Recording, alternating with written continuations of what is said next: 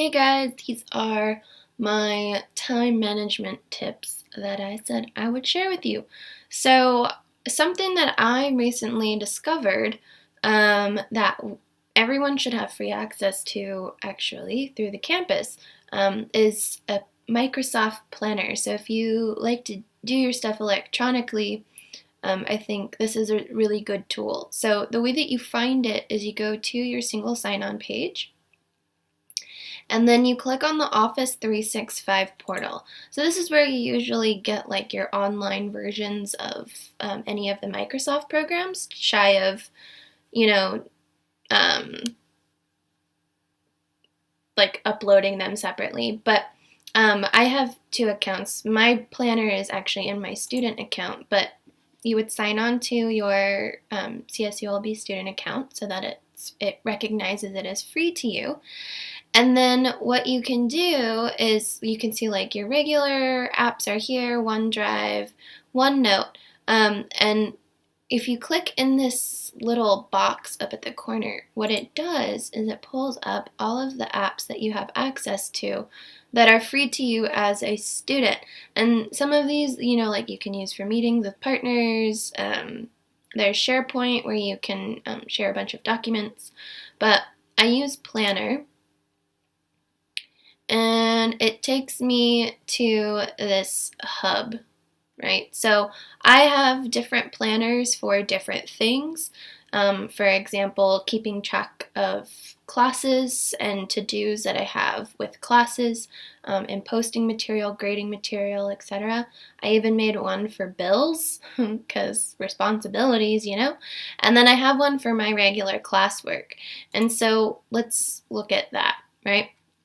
You can create what are called buckets. I prefer to do labels, and then each label has a color. You can name it whatever you like.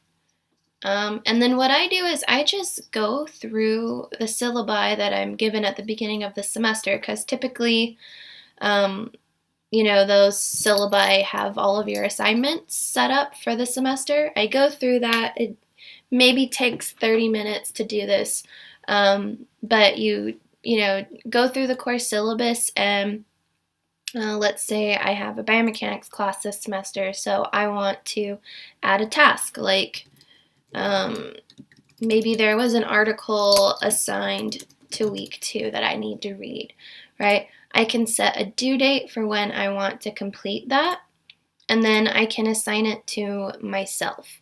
If you are working on a group project, you can add people to your planner and then assign things to each other so you can kind of see how people's progress is.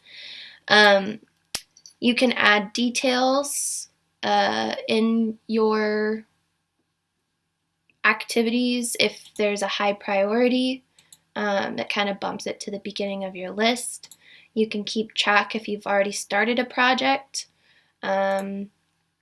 or if you want to start a project at a certain time. Additionally, you can create a checklist. So if you don't want your planner super cluttered, you could say maybe these are week 1 to-dos for a certain class, and then like say for our class you have an activity and you have a quiz. So maybe your checklist includes watch the lecture video, watch the activity video, complete activity whatever, and complete quiz whatever, right? So the cool thing about this is you can group them by how they are, right? Within a given planner, if you have multiple, you can also group by due date. So you can see what's like, these are all the things minus this thing, but these are all the things that I have due tomorrow. And then I can see kind of what's coming up in the next week, so I can prepare for classes or whatnot. But this is only classes. So any task that is assigned to you in any of your planners, you can always view them on My Tasks. And then, again, you can group them. I like to group mine by due date.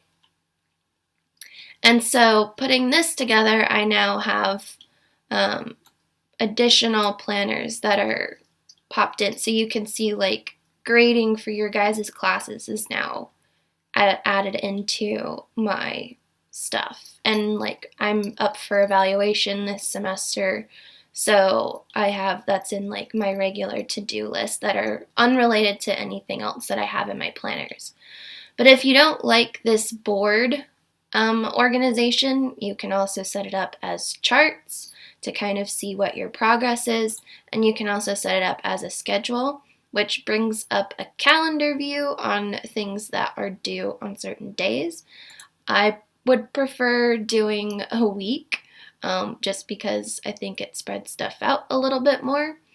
But this is one tool that I use. The other tool that I use is Google Calendar.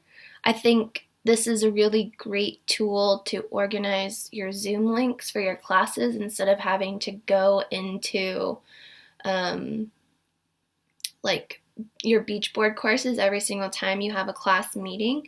Instead, you just copy and paste the meeting link in your event, and you can auto create events. Most teachers use recurring links, so like this would be the link for my class later today, or if I'm holding office hours, usually I can put a link in as well. So I think Google Calendar is a good way for you to know like when things are happening, as well as a way to organize the links because there are a lot of them. I also love the phone app of this version. So I don't know if you guys, if you have an iPhone at least, there's the widget set up in your phone where you can kind of like make big banners or whatnot. So I have my Google Calendar set up as a widget on my home screen. So it shows me what I'm doing or what I have next on my schedule as the day progresses. But I think this and planner are probably my most used things. The other nice thing about, well, because you get reminders. For Google, you get reminders on when you have stuff scheduled, and you can schedule that anywhere from a day before reminder, 10 minutes before. I usually do 10 minutes before, especially if I'm on a Zoom meeting. That way I'm closer to the time so I'm not late. But for the planner, the thing is, if whatever email you sign up on your planner under, if you have tasks due during a certain day, you will get an email notification saying you have tasks due today, and it'll link you to your planner and you can take a look at what's due.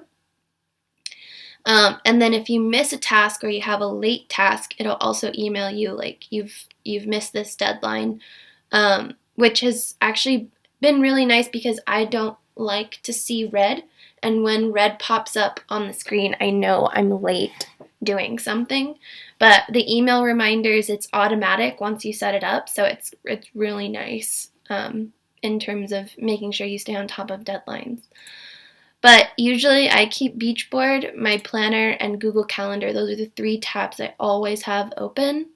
In addition to Moodle, that's like the learning management system that I use for my classes at UMass. But these 3 tabs, honestly, if you keep them open on your computer all the time, you will never miss a deadline. So, I mean, granted that you use them properly, but those are probably like the best tips I can give to you guys for time management. The other thing would be to kind of add to your Google Calendar or make a separate Google Calendar for study times.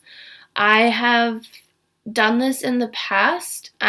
Especially when I was doing my thesis, so I would find, blank spots in my schedule. I know this isn't the greatest example. Maybe Tuesday is a good example.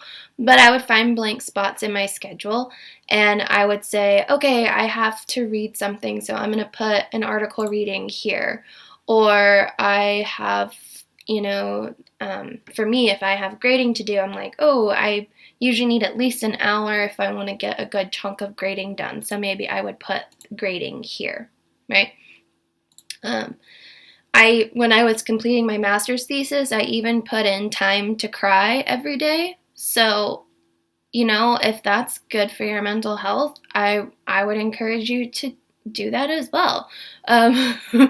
But you can make a study calendar based on, like what you're doing during the day, and just pre-block out time. You'll get a notification when it's time to start doing that activity, and it's just like a prompt, an external prompt where, it's like, come on, like a little nudge to get your stuff done. But hopefully this was helpful, and I'll see you guys in class.